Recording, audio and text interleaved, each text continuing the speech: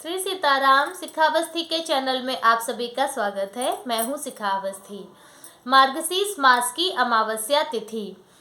अमावस्या तिथि क्या है, कैसे आती है और इस दिन हमें किन की पूजा अर्चना करनी चाहिए और उसका हमें क्या पुण्य फल प्राप्त होता है, उन सब की विस्तृत जानकारी आज आपको इस वीडियो के माध्यम से प्राप्त होगी। और वह एक महा उपाय जिसको करने से आपकी सभी मनोकामनाएं पूर्ण होंगी और माता लक्ष्मी की कृपा आप पर बरसेगी। तो उसके लिए आप मेरे वीडियो को लाइक कर लीजिए और अगर आप पहली बार मेरे चैनल पर आए हैं तो मेरे चैनल को भी आप सब्सक्राइब कर लीजिए, ताकि आगे आने वाले जो हमारे वीडियोस हैं पूजा पाठ व्रत तिथि त्यौहार के, उनका नोटिफिकेशन आप तक पहुँचे। तो मार्गशीर्ष मास की अमावस्या तिथि। मार्गशीर्ष मास में अमावस्या तिथि जो है वह हिंदू पंचांग के अनुसार जब हमारा महीना आधा होता है, यानी कि 15 तारीख महीने के हिसाब से, तिथियों के हिसाब से जब 15 तारीख होती है तो वह अमावस्या तिथि होती है। जब हमारा महीना आधा होता है तब अमावस्या तिथि होती है और जब महीना पूर्ण होता है तब पूर्णिमा तिथि होती है। तो अमावस्या तिथि जो है वह हमारे पितरों के निमित्त होती है। अमावस्या तिथि पर किया गया पूजा पाठ, जब तब दान, जो कुछ भी हम करते हैं पुण्य कर्म, वह हमारे पितरों को प्राप्त होता है, जिससे हमारे पितर प्रसन्न होते हैं और हम पर अपना आशीर्वाद रखते हैं, बनाए रखते हैं और हमारे जीवन में आने वाली सभी विघ्न बाधाओं को वह दूर करते हैं। तो इस वर्ष मार्गशीर्ष मास की जो अमावस्या तिथि है वह 12 दिसंबर दिन मंगलवार को पड़ रही है।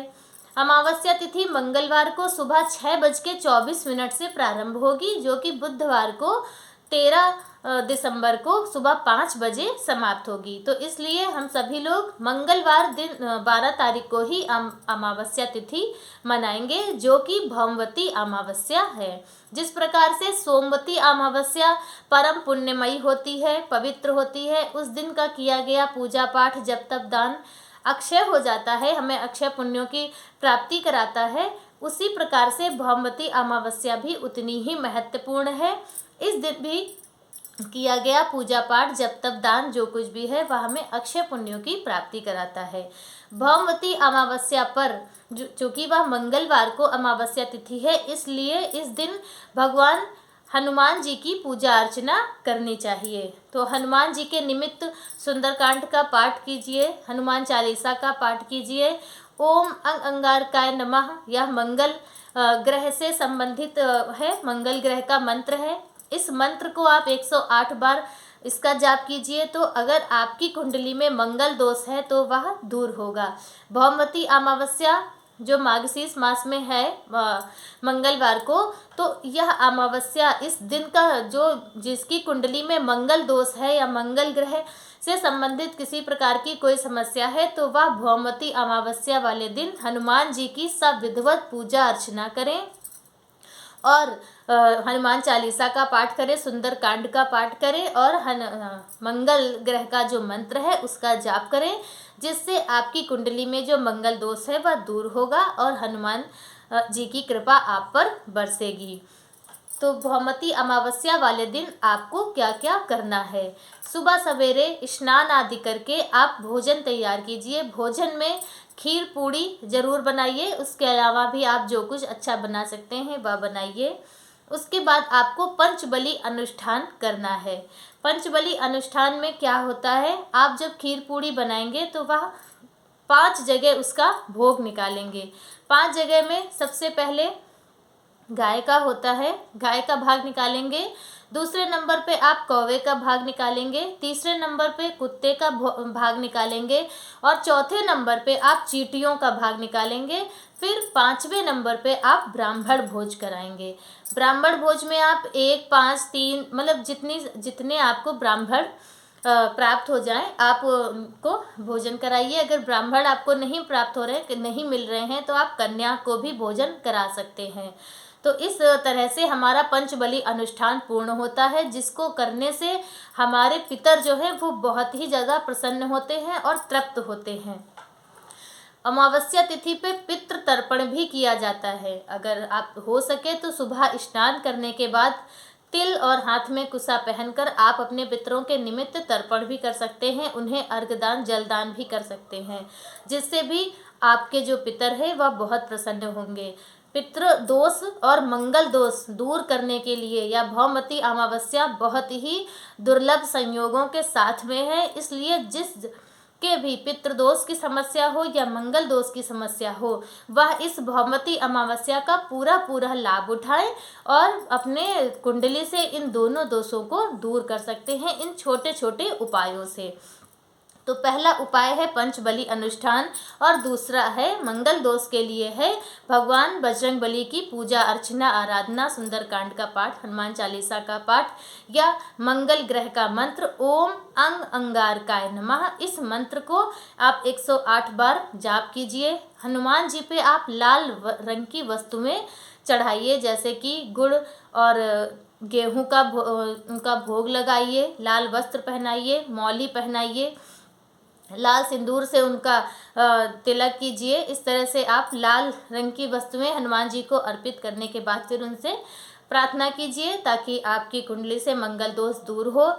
तो जिनकी विवाह में देरी आ रही है, मंगल ग्रह विवाह में बहुत ही ज़्यादा महत्वपूर्ण होता है। विवाह की जो योग हैं उनमें मंगल ग्रह का बहुत ज़्यादा प्रभाव पड़ता है, तो इसलिए जिनकी विवाह में देरी हो रही है वह इस भौमवती अमावस्या को हनुमान जी की और मंगल ग्रह की पूजा अर्चना जरूर करें ताकि उनकी कुंडली से मंगल दोष और पितृ दोष दोनों दूर हों और उनकी विवाह के योग बने।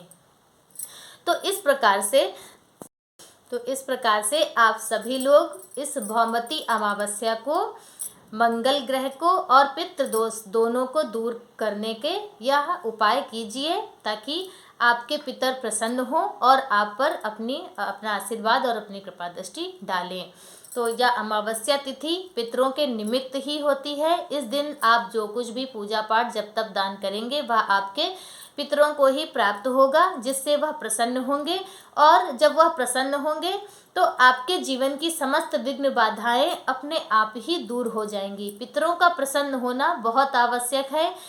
घर में अगर आप सुख समृद्धि चाहते हैं तो अपने पितरों के निमित्त यह छोटे उपाय जरूर कीजिए। अपने पितरों के लिए कुछ दान अवश्य कीजिए और शाम के समय, अमावस्या तिथि को शाम के समय किसी जलाशय पर दीपदान जरूर करना चाहिए। अगर आप किसी उस जगह पे मतलब जलाशय पे आप नहीं जा सकते हैं तो आपके घर में जिस स्थान पे जल रखा जाता हो या मोटर आदि लगी हो वहाँ पर आप दीपदान कर सकते हैं। जल के और या फिर आपके घर में जो टंकी आदि हो या घड़ा हो, पानी का स्थान जहाँ पानी पीने का स्थान हो वहाँ पर भी आप दीपक रख सकते हैं। तो इस तरह से अपने पितरों के निमित्त आप दीपदान भी कर सकते हैं। दीपदान से भी आपके जो पितर हैं वह बहुत प्रसन्न होते हैं और आशीर्वाद देते हैं।